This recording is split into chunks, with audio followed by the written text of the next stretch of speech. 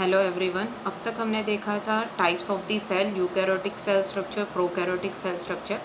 पर अब हम एक एक करके सारे ऑर्गेनल्स पढ़ेंगे। सबसे पहला हम ऑर्गेनल पढ़ते हैं which is the largest organelle और जो पूरे सेल को कवर करता है, that is the plasma membrane. Plasma membrane is also known as the bio membrane और सेल मेम्ब्रेन।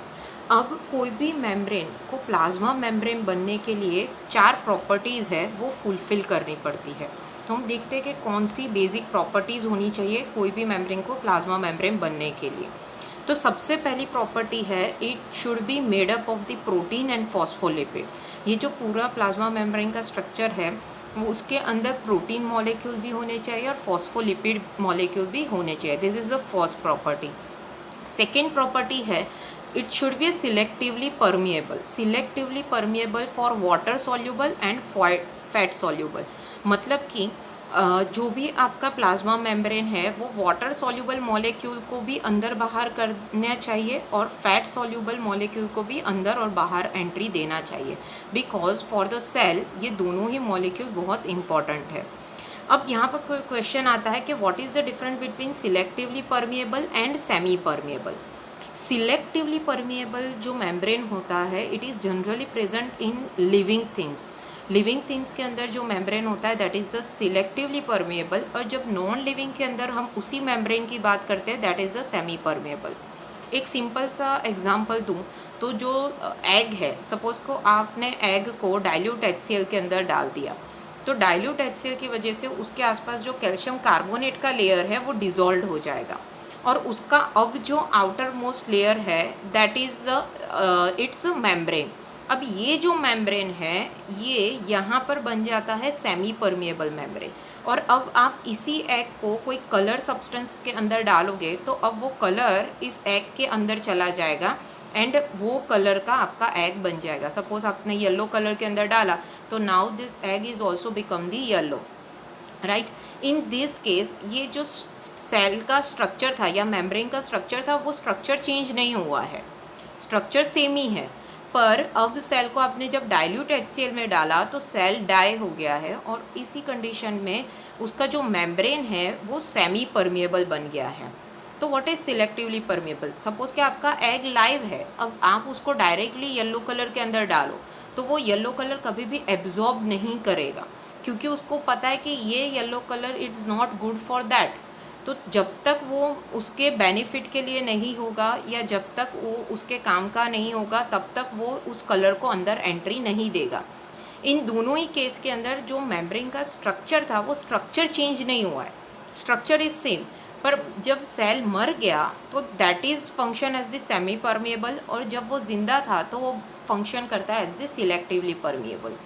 सिलेक्टिवली परमिएबल का मतलब होता है वो सिलेक्ट करता है किसको अंदर आने देना, किसको अंदर नहीं आने देना।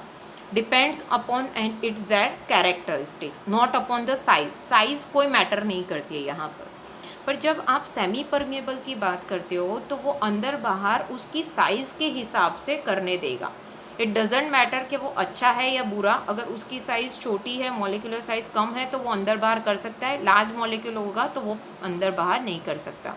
So I hope now you are clear between the selectively permeable and semi-permeable. So please don't use the word semi-permeable for the plasma membrane. Plasma membrane is always selectively permeable, not the semi-permeable. तो ये थी second property. तो आपका जो plasma membrane होता है वो selectively permeable होना चाहिए। थर्ड जो प्रॉपर्टी है that is the variable protein and phospholipid ratio. मतलब कि प्लाज्मा मेम्ब्रेन पूरा आप ले लो तो वो पूरे प्लाज्मा मेम्ब्रेन के अंदर कोई भी एरिया के अंदर का प्रोटीन एंड फॉस्फोलिपिड का जो रेशियो होता है वो सेम नहीं होना चाहिए, इट शुड बी वेरीज। ऐसा नहीं कि 1 सेंटीमीटर क्यूब के अंदर वो 2:3 थे तो पूरे 1 सेंटीमीटर क्यूब के अंदर आप कहीं पर भी लो तो 2:3 का ही रेशियो मिलेगा। No, it should be a varies. वो रेशियो कभी भी मेंटेन नहीं होना चाहिए, वो वेरिएबल रेशियो होना चाहिए। And fourth most important property, it's a dynamic और मूवेबल। मतलब कि आपका जो प्लाज्मा मेम्ब्रेन है वो स्टेडी नहीं होना चाहिए, वो मूवमेंट करता होना चाहिए। तो 4 प्रॉपर्टी है प्लाज्मा मेम्ब्रेन की। It should made up of the protein and phospholipid, selectively permeable for water soluble and fat soluble, variable protein होना चाहिए, प्रोटीन फॉस्फोलिपिड का रेशियो होना चाहिए, and it should be a dynamic. अब ये 4 प्रॉपर्टी को लेकर there are thousands of the models are generated, पर उसमें से जो एक सबसे स्पेसिफिक मॉडल था that is the fluid mosaic model, जो एक्सेप्टेबल था और जो ये चारों प्रॉपर्टीज का आंसर दे पा रहा था और फुलफिल कर सकता था। तो ये जो फ्लूइड मोज़ोइक मॉडल है वो फाइंड आउट किया था सिंजर एंड निकोलसन ने। ये जो मॉडल है वो वर्ल्ड वाइड एक्सेप्टेबल है क्योंकि वो मॉडल ये चारों जो प्रॉपर्टीज़ है उसको फुलफिल करता है। Again fluid mosaic model is very important question for the 3 and 5 marks. What is the fluid mosaic model? अब इसके अंदर उन्होंने क्या बोला, तो उन्होंने बोला है कि plasma membrane is made up of the protein and phospholipid. उनके हिसाब से ये बोल रहे हैं कि प्रोटीन और फॉस्फोलिपिड से बनता है। तो ऑब्वियसली जो फर्स्ट प्रॉपर्टी थी जो फर्स्ट प्रॉपर्टी थी कि प्लाज्मा मेम्ब्रेन आपका प्रोटीन एंड फॉस्फोलिपिड से बनना चाहिए, तो वो उन्होंने बताया कि हाँ plasma membrane protein and phospholipid से ही बनता है। कैसे, वो हम स्ट्रक्चर जब एक्सप्लेन करेंगे तब हम देखते हैं। कौन सा प्रोटीन, अब हम दोनों को एक एक करके दोनों के स्ट्रक्चर डिटेल में पढ़ते हैं, प्रोटीन का और फॉस्फोलिपिड का। जो प्रोटीन होता है they are the globular protein. Globular protein मतलब कि ग्लोब लाइक स्ट्रक्चर फॉर्म में होना चाहिए। तो प्रोटीन उन्होंने बताया कि ग्लोब्यूलर प्रोटीन से ये बनता है। उन्होंने बताया कि प्लाज्मा मेम्ब्रेन के अंदर 2 टाइप के प्रोटीन होते हैं, एक एक्सट्रिंसिक प्रोटीन और दूसरा इंट्रिंसिक प्रोटीन।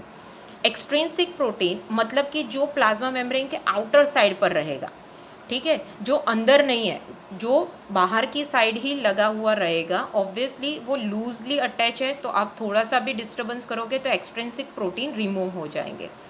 जो इंट्रिंसिक प्रोटीन है वो पार्शली और कंप्लीटली एम्बेडेड होते हैं इनटू द प्लाज्मा मेम्ब्रेन। वो ऐसे पूरे के पूरे प्लाज्मा मेम्ब्रेन के अंदर एम्बेडेड फॉर्म में होते हैं। स्ट्रक्चर पढ़ेंगे तब अगेन आपको क्लियर हो जाएगा।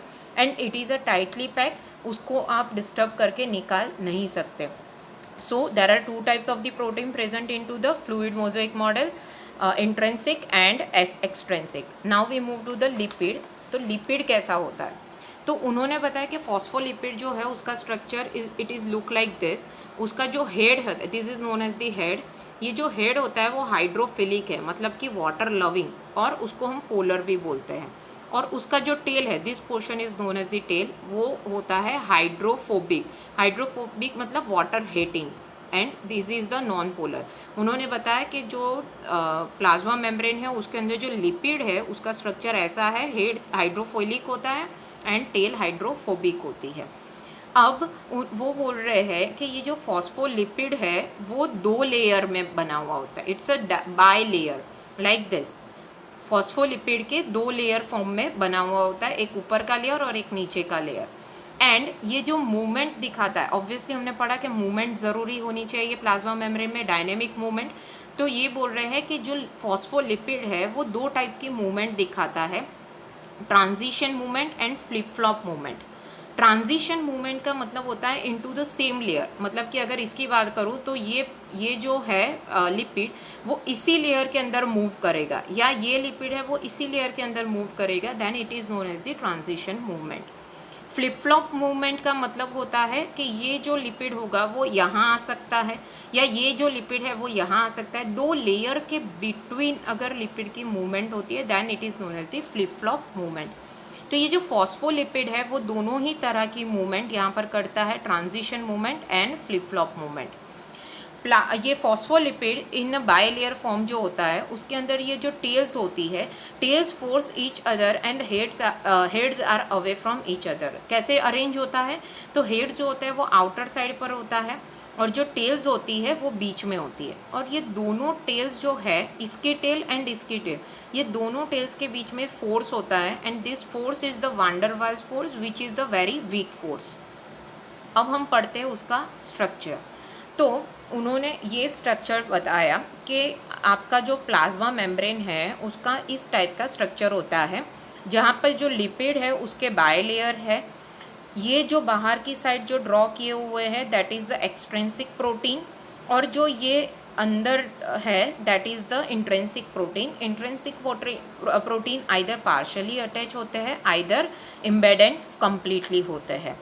तो अगेन ये बायलेयर फॉर्म में लिपिड होते हैं, extrinsic protein and intrinsic protein से ये पूरा लेयर बनता है। तो अब हम देखते हैं कि ये चारों प्रॉपर्टी को फुलफिल करता है कि नहीं। तो फर्स्ट प्रॉपर्टी हमारी थी it is made up of the protein and phospholipid. तो yes, it is made up of the protein and phospholipid का ही बना हुआ है। सेकेंड प्रॉपर्टी थी it should be a selectively permeable. Obviously plasma membrane cell के अंदर होता है, सेल लिविंग है, तो ये सिलेक्टिवली परमेबल होता है। सेकेंड उसी के अंदर क्या था, it should be selectively permeable for the water soluble and fat soluble. तो अब यहाँ पर देखने की चीज़ ये है कि ये जो है वो हाइड्रोफिलिक है, पर ये जो टेल है दैट इज़ द हाइड्रोफोबिक। तो वाटर सॉल्युबल जो मॉलिक्यूल होंगे वो इसमें से पास आउट नहीं हो पाएंगे, राइट। तो फैट सॉल्युबल जो मॉलिक्यूल है वो तो यहाँ से आराम से पास आउट हो सकते हैं, उसके लिए कोई प्रॉब्लम नहीं है। But what about the water soluble?